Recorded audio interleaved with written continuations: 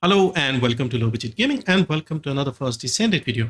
So I wanted to talk a little bit about this MP thing with Ines because recently this has become popular. I think Alyssa made a video, and ever since I've seen a lot of people going around looking at other channels like mine, and when they don't see an MP, they go around saying you don't know how to make Ines, you're not using MP, things like that.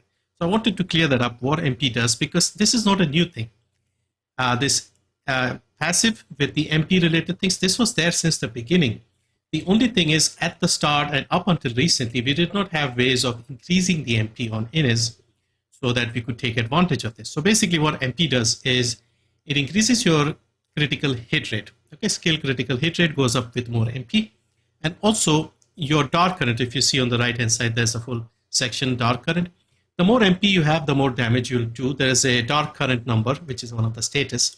So when you hit an enemy, you get conductor. When they die, you inflict dark current, and that dark current does damage to nearby enemies. So that dark current number will go up with more MP. So that is why we want more MP.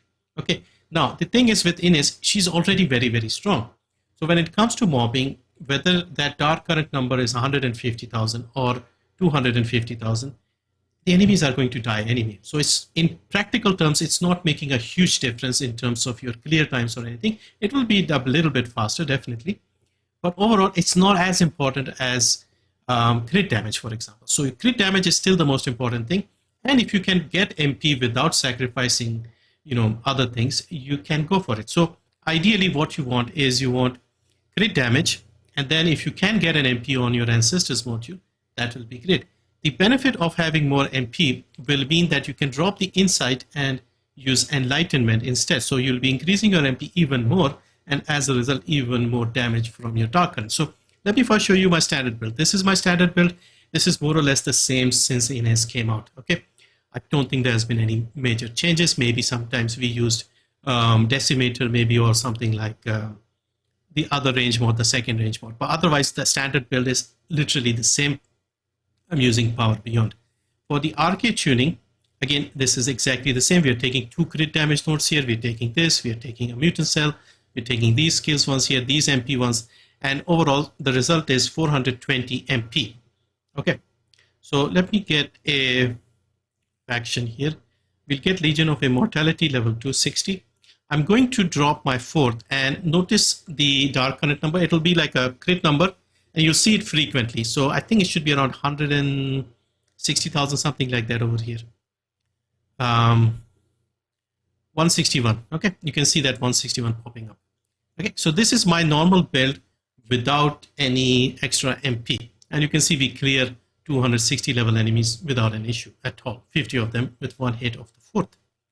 Now, what I'm going to do is I'm going to switch over to the MP build, where I did get an Ancestors module with MP, and I tried to make it more according to that, adding more MP if I could. So what we have over here is max MP of 19.6% and crit damage of 140. Like I said, crit damage is still the most important thing. So you want to get as much crit damage as possible. But we have a lot of MP. The benefit of having a lot of MP means I don't need the Insight. I can go with Enlightenment. So Insight will cap out at 100% crit rate. Okay. There's no benefit to having 120% crit rate because, again, you don't get any extra damage. However, increasing your crit rate with Enlightenment will give you more damage to your dark current. So even if you go past 100% with adding more MP, you're still benefiting with extra damage on your dark current. Okay, so I've done this over here. And then for the arcade tuning, once again, I have tried to take all the MP I could, going here instead of here. And then I'm dropping the range by putting another range mode, maximize range. I'm not taking the enhanced one. I've dropped a couple of these. I've just tried to take all the MP I could. So the result now is 644. Previously we were at 420.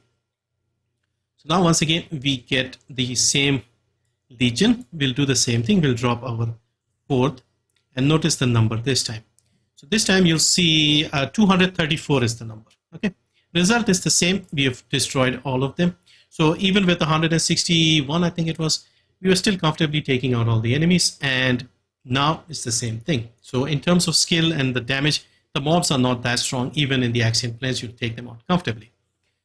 Now, the issue with Ines is not the damage she does to the mobs, because she's still the best at mobbing. the issue for her is single targets. She can't do a lot of damage to like elites and stuff with her skills only. And also the other issue is generating the custom resource, the plasma, if you see the MP bar, the thing below that. Generating that without mobs is difficult. So when you go into the Forbidden Sanctuary, at the end we have the boss.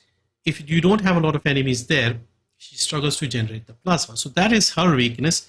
Damage is not the weakness. So basically what I'm trying to say is MP, if you can get more MP, great, but it's not a huge problem if you don't have it. So if you see here, I don't have MP here, I'm using Insight, and I'm not even taking a lot of MP here, but as you saw, we were able to clear out those 50 enemies without an issue. So yeah, so if you can get it comfortably, great. If not, it's still not a big deal as long as you have a lot of crit damage. So here, as you can see, I have the MP and the crit damage. So this gives us more dark current number. Huge difference as well in the numbers, 161 versus 234. But the result is comparable.